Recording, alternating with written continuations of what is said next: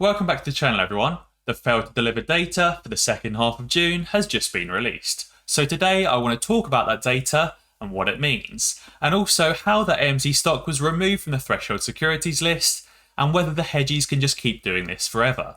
Trust me guys, you do not want to miss this video, so stay tuned and let's make some money.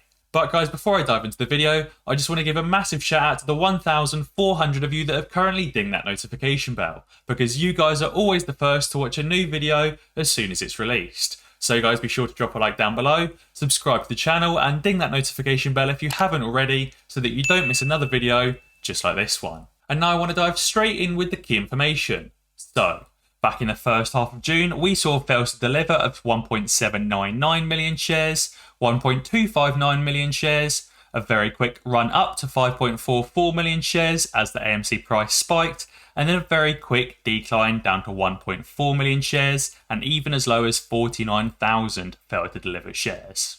But the data for the second half of June has just been released. Here we've seen 2.3 million fails to deliver shares, 4.053 million, 3.63, 3.71, 3.88, 4.4 million, just a very high level of failed to delivers, all around this 3 to 4 million region. Obviously this was also the time that the AMC stock was on the NYSE Threshold Securities list, because obviously it held this very high level above 2.5 million shares for at least 5 consecutive days, obviously running for at least most of the second half of the month. When the data for the first half of July is released, we'll see this trend continue on and potentially continue upwards until the 8th or the 9th of July, whenever the AMC stock was removed from that Threshold Securities list. Guys, clearly there is a lot of failed to delivers, and therefore I do not think that the hedgies covered all those failed to deliver positions because the AMC stock did not run up too much. I personally think that they kicked the can down the road. But what do I mean by kicking the can down the road? Well, there's a second transaction that hedgies can perform to reset the clock. Assuming that XYZ is a hard to borrow security and that trader A or its broker dealer is unable or unwilling to borrow shares to make delivery on the short sale of actual shares, the short sale may result in a failed to deliver position at trader A's clearing firm. Rather than paying the borrowing fee on the shares to make delivery, or unwinding the position by purchasing the shares in the market, trader A might next enter into a trade that gives the appearance of satisfying the broker-dealer's closeout requirements, but in reality allows trader A to maintain its short position without ever delivering on the short sale. Most often, this is done through the use of a buy-right trade, but may also be done as a married put and may incorporate the use of short-term flex options.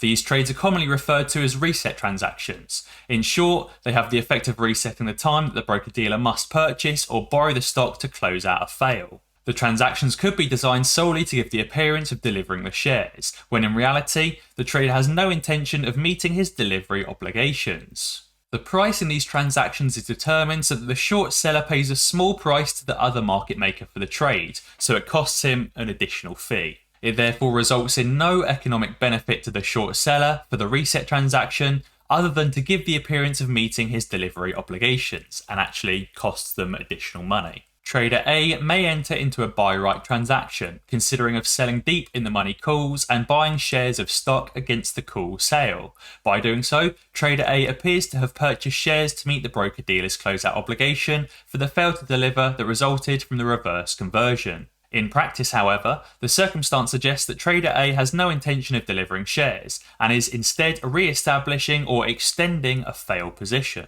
Trader A and trader B agree on a price at which the buy right will be transacted. The trade is consummated as a spread with the stock and option portion executed at the same time. Trader A sells calls to trader B and trader A buys shares from trader B. The size of the trade is dictated by how many shares trader A is required to deliver to appear to have closed out the settlement fail arising from a short position and avoiding a buy-in or large borrowing fee. On the same day of the buy right, trader B will, in almost every case, exercise the deep in the money options it bought from trader A in order to eliminate the short position created by selling shares to trader A in the buy right transaction. So effectively trader B obviously sells those shares to trader A, but then receives the in-the-money calls and then exercises the calls to get the shares, and therefore it cancels out trader B's position. From trader A's side, They've effectively got the shares to cover their failed to delivers and also then sold more calls and shorted more stock, effectively re-engaging the failed to delivers but just resetting the transaction. The result may be a persistent failed to deliver position in the security at issue. To the clearing firm, it may appear that trader A's purchase in the buy right has allowed the broker-dealer to satisfy its closeout requirement. Trader A continues to execute a buy right reset transaction whenever necessary, and by the time of expiration of its original reversal, it may have given up some of the profits in the form of premiums paid for the buy rights. But it has maintained its short position without paying the higher cost to borrow or purchase shares to make delivery on the short sale. Because effectively when Trader B exercises those call options, Trader A then has to give the stock that it bought from Trader B back to Trader B because they're exercising the options, thus eliminating the long shares. So therefore Trader A just buys the shares and then gives them back to Trader B when they exercise the option. So Trader A is still left with its short position, but it's reset the transaction clock. This is obviously something that Trader A can't do forever because it costs them money each and every time,